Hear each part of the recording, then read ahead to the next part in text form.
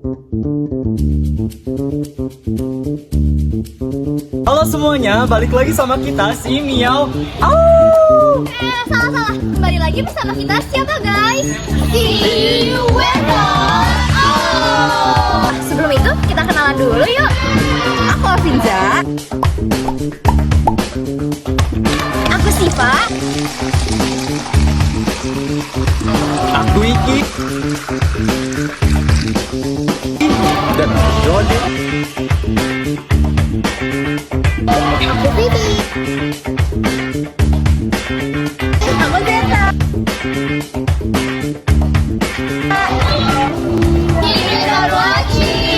Nah, kali ini kita bakal bahas WTO, World Trade Organization, yaitu organisasi yang mengatur perdagangan dunia. Ada beberapa poin yang bakal kita bahas. Pertama, kita bakal bahas kenapa WTO dibentuk. Yang kedua, kita bakal bahas apa aja sih negara-negara yang tergabung di dalam WTO. Yang ketiga, kita bakal bahas dampaknya juga buat Indonesia dari tahun 1995 dan juga apa aja kongres-kongres yang diadakan. Halo semua, aku Zeta dan yang bakal aku bahas di sini yaitu apa itu WTO alias World Trade Organization. Jadi gini, WTO itu organisasi yang ngurusin aturan main perdagangan antar negara. Ibaratnya dia itu kayak wasit dalam pertandingan ekonomi dunia yang menjaga supaya semuanya fair dan gak ada yang curang. WTO resmi berdiri pada tanggal 1 Januari tahun 1995 sebagai hasil dari putaran Uruguay dalam negosiasi GATT atau General Agreement on Tariffs and Trade yang sebelumnya telah mengatur perdagangan internasional sejak tahun 1948. Sebenarnya GATT lumayan oke sih buat ngatur perdagangan internasional, tapi semakin lama baru deh semakin kelihatan kelemahannya. Dan pada akhirnya para anggota GATT sepakat buat bikin WTO yang lebih modern dan lebih efektif. Kira-kira sekitar 47 tahun adanya GATT, WTO resmi didirikan. Nah, jadi apa sih tujuan dan tugas WTO? Terkait dengan aturan dan peran GATT sebelumnya, WTO adalah pihak yang mengurus perihal perdagangan jasa serta kekayaan intelektual. Lalu, ketika ada kekurangan produksi di negara berkembang, organisasi ini bisa membantu membangun volume ekspor dan impor. Nah, ini contohnya yang ada di Indonesia. Agar lebih memahami tugas WTO, berikut penjelasan lengkapnya. Yang pertama, ada meminimalisir hingga menghapuskan hambatan yang mengganggu proses dagang barang dan jasa global. Yang kedua, membantu kelancaran kegiatan transaksi ekonomi internasional. Yang ketiga, mengatur adanya perjanjian jual beli resmi antar negara. Dan yang keempat, memfasilitasi forum negosiasi untuk keperluan perundingan kesepakatan. Yang kelima, mengawasi kebijakan perdagangan setiap anggota. Yang keenam, memberikan bantuan pada negara berkembang. Dan yang ketujuh, menjalin kerjasama dengan organisasi dunia, Bank Dunia atau World Bank, dan International Monetary Fund atau IMF. Kenapa sih GATT diganti dengan WTO? Nah, GATT diganti karena dianggap cukup kuat buat atur perdagangan global. Ada beberapa alasan kenapa WTO lebih unggul. Yang pertama, WTO lebih luas cangkupannya. GATT cuma ngurus perdagangan barang. Di WTO, dia ngurus barang, jasa, hak kekayaan intelektual, sampai investasi asing. Yang kedua, penyelesaian sengketa lebih tegas. Kalau ada negara yang curang di GATT, penyelesaiannya lebih ribet dan butuh waktu. Di WTO, ada sistem Dispute Settlement Body atau DSB. Jadi kalau ada yang bandel bisa langsung diproses dan dikasih sanksi. Ketiga, aturan subsidi dan proteksi perdagangan lebih ketat. Dulu banyak negara kasih subsidi besar buat industri mereka biar lebih murah dan barang impor. Negara lain jadi susah bersaing. Keempat, peraturan lebih meningkat dan punya kekuatan hukum. Kalau di GATT peraturannya masih fleksibel. Di WOT aturan harus dipatuhi. Kalau melanggar bisa kena hukuman. Yang kelima, meningkatkan liberalitas perdagangan global. WTO berperan dalam memperluas liberalisasi perdagangan melalui perjanjian yang lebih komprehensif dan mencakup lebih banyak sektor ekonomi. Jadi intinya WTO itu versi upgrade dari GATT yang bikin perdagangan dunia lebih teratur dan lebih adil. Hai, aku Vivian. Kali ini kita bahas negara-negara anggota WTO. Siapa aja yang gabung, siapa aja yang belum gabung, dan gimana sih prosesnya? Yuk, langsung aja. Jadi gini, WTO tuh punya 164 anggota. Isinya hampir semua negara-negara gede di dunia. Ada Amerika, Serikat, China, Jepang, Uni Eropa, India, Brasil, Korea Selatan, Arab Saudi, dan masih banyak lagi. Tapi ada juga nih yang belum gabung, kayak Iran sama Sudan. Mereka mungkin masih mikir-mikir kali ya. Nah, Indonesia sendiri udah join sejak 1 Januari tahun 1995, barengan sama banyak negara lain yang juga pengen sistem perdagangan mereka makin kece. Sebagian besar anggota WTO ini negara-negara berkembang yang gabung biar bisa dapat akses lebih luas ke pasar global. Tapi ada juga yang proses gabungnya ribet banget, kayak China dan Rusia, yang butuh waktu bertahun-tahun buat negosiasi sebelum akhirnya diterima. Terus ada juga nih negara yang masih antri buat masuk kayak Ethiopia dan Serbia. Indonesia sendiri gak langsung auto masuk coy, butuh sekitar 8 tahun. Prosesnya dimulai dari 1986 pas Indonesia ikutan putaran Uruguay. Ini tuh kayak serangkaian negosiasi perdagangan global yang akhirnya bikin WTO lahir di tahun 1995. Selama proses ini, Indonesia harus nurunin tarif impor sama bikin pasar lebih terbuka biar aturannya tuh klop banget sama WTO. Gitu deh bro, seru juga ya perjalanan masuk ke WTO. Jadi, sebagai negara yang ekonominya banyak, bergantung kepada ekspor dan investasi asing, Indonesia punya beberapa alasan yang kuat buat gabung ke WTO. Di antaranya yaitu 1. Biar ekspor lebih gampang. Dengan adanya jadi anggota WTO, produk Indonesia kayak kelapa sawit, kopi, tekstil, dan karet bisa masuk ke global lebih mudah tanpa hambatan tarif tinggi. Yang kedua itu mengurangi hambatan perdagangan. WTO bantu menurunin tarif impor dan kuota ekspor impor. Jadi produk Indonesia bisa lebih tinggi kompetitif di luar negeri. Yang ketiga, perlindungan dari diskriminasi perdagangan. Nah, kadang ada negara yang bikin aturan merugikan produk Indonesia. Nah, di WTO kita bisa protes dan bahkan mengajukan gugatan resmi. Dan yang keempat itu menarik lebih banyak investor asing. Nah, dengan aturan perdagangan yang lebih jelas dan transparan, investor asing lebih percaya buat bisnis di Indonesia. Dan yang kelima itu mendorong daya saing industri dalam negeri karena harus bersaing di pasar global.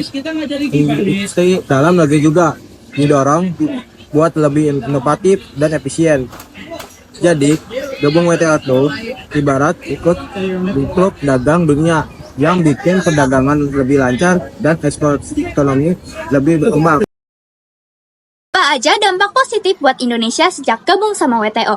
Sejak gabung sama WTO, Indonesia itu ngerasain banyak banget untungan. Misalnya yang pertama, ekspor makin lancar, produk kita makin mudah masuk ke pasar dunia tanpa hambatan yang ribet. Yang kedua, ekonomi lebih stabil. Dengan aturan perdagangan yang lebih jelas, ekonomi kita jadi lebih terarah dan gak mudah goyah.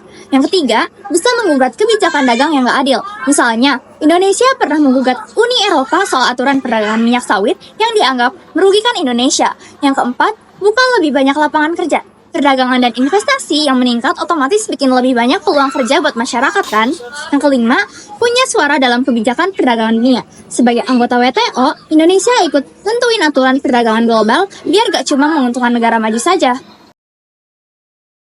Yo Curse People, Rizky di sini dan kali ini kita bakal ngebahas hal-hal yang seru soal WTO. Eits, jangan keburu ngantuk dulu ya. Ini bukan bahasan yang bikin kita pusing kok. Kita bakal ngomongin konferensi tingkat menteri WTO yang intinya sih tempat negara-negara kumpul buat bahas aturan dagang dunia. Dari yang sukses sampai yang berujung chaos. Gue udah bikin 6 konferensi paling heboh buat kita bahas. Penasaran? Yuk, langsung aja kita gas.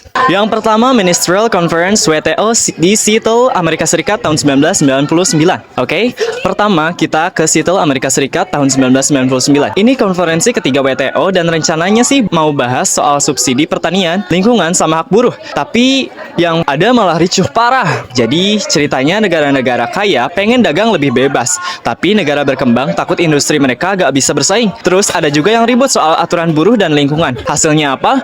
Demo gede-gedean meledak. Ribuan orang turun ke jalan. Konferensi ini pun gagal total. Epic fail banget sih ini. Yang kedua, Ministerial Conference WTO di Doha, Qatar tahun 2001. 2 tahun setelah kekacauan di Seattle, WTO ngadain konferensi di Doha, Qatar dari tanggal 9 sampai 13 November tahun 2001. Kali ini mereka ngeluncurin putaran Doha, yaitu rencana biar perdagangan dunia jadi lebih adil khususnya buat negara berkembang. Yang dibahas di sini adalah yang pertama, negara berkembang pengen ekspor mereka lebih gampang masuk ke negara kaya. Yang kedua, negara maju disuruh mengurangin subsidi pertanian mereka. Dan yang terakhir adalah negara miskin harus bisa dapat obat murah. Tapi yang bikin Doha makin bersejarah adalah China akhirnya resmi masuk WTO setelah nunggu sekitar 15 tahun lamanya. Gara-gara ini, China langsung jadi pabrik dunia dan ngubah peta ekonomi global. Kayaknya mulai dari sini tuh barang made in China makin merajalela. Yang ketiga, Ministerial Conference WTO di Cancun, Meksiko tahun 2003. Next, kita ke Cancun, Meksiko tahun 2003. Konferensi ini diadain dari 10 sampai 14 September. Dan guess what?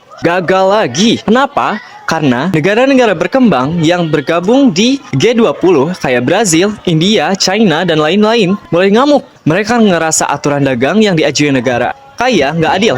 Apalagi soal subsidi pertanian. Negara maju tetap ngeyel bantu petani mereka, sementara negara berkembang disuruh buka pasar mereka lebar-lebar. Dan kayak yang udah bisa ditebak, kan hasilnya deadlock. Putaran Doha makin susah buat dijalanin. Yang keempat, Ministerial Conference WTO di Bali, Indonesia tahun 2013. Nah, oke, akhirnya ada konferensi yang sukses tahun 2013. WTO ngadain KTM ke-9 di Bali dari 3 sampai 7 Desember. Dan yang paling bangga, ini pertama kalinya Indonesia jadi tuan rumah. Dan yang lebih gokil lagi, konferensi ini akhirnya menghasilkan kesepakatan pertama dalam sejarah WTO. Hasilnya, proses ekspor-impor dipermudah biar nggak ribet di bea cukai. Yang kedua, negara berkembang tetap boleh kasih subsidi buat rakyat miskin. Selanjutnya, negara miskin dapat perlakuan khusus biar bisa bersaing di pasar global. Ini kemenangan yang besar, karena akhirnya WTO berhasil bikin kesepakatan setelah sekian lama deadlock. Yang kelima, Ministerial Conference WTO di Nairobi, Kenya tahun 2015. 2 tahun setelah di Bali, konferensi selanjutnya di Nairobi, Kenya dari 15 sampai 19 Desember tahun 2015. Dan di sini akhirnya ada keputusan bersejarah. Subsidi ekspor pertanian dihapus. Kenapa penting? Karena selama ini negara-negara suka banget ngesubsidi petani mereka. Jadi produk mereka murah banget dan bikin petani dari negara berkembang susah bersaing. Tapi di sisi lain, konferensi ini juga bikin banyak negara mulai mikir buat ninggalin putaran Doha. Mereka mulai lebih fokus ke perjanjian sendiri-sendiri daripada lewat WTO. Next, yang terakhir, Ministerial Conference WTO di Jenewa, Swiss tahun 2022.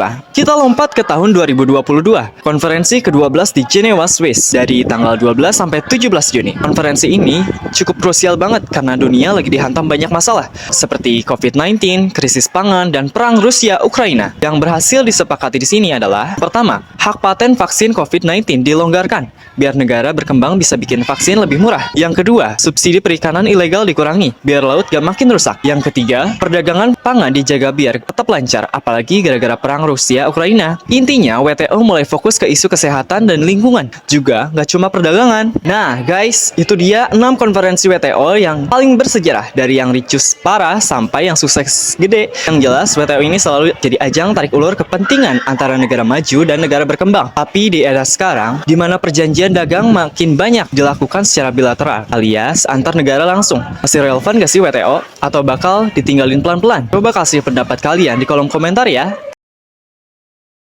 Nah, dari yang udah dibahas sama kakak-kakak yang tadi, kita bisa mengambil kesimpulannya. So, sejak bergabung dengan WTO pada tanggal 1 Januari tahun 1995, Indonesia udah dapet banyak banget manfaat, kayak akses pasar global yang lebih luas, perlindungan dari kebijakan dagang yang gak adil, peningkatan investasi asing, dan dorongan untuk meningkatkan daya saing industri dalam negeri. Dengan adanya WTO, perdagangan Indonesia jadi lebih terstruktur dan punya aturan yang jelas. Ya, walaupun tetap ada aja sih tantangannya kayak persaingan global atau ketergantungan pada pasar luar negeri. Lewat konferensi WTO, Indonesia juga punya peran buat ngebentuk kebijakan perdagangan dunia biar lebih adil bagi negara-negara berkembang. Tapi sebenarnya manfaat WTO tuh lebih besar daripada tantangannya bagi Indonesia atau malah sebalik ya?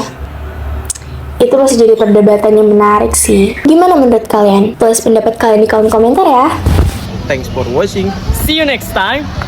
Dadah.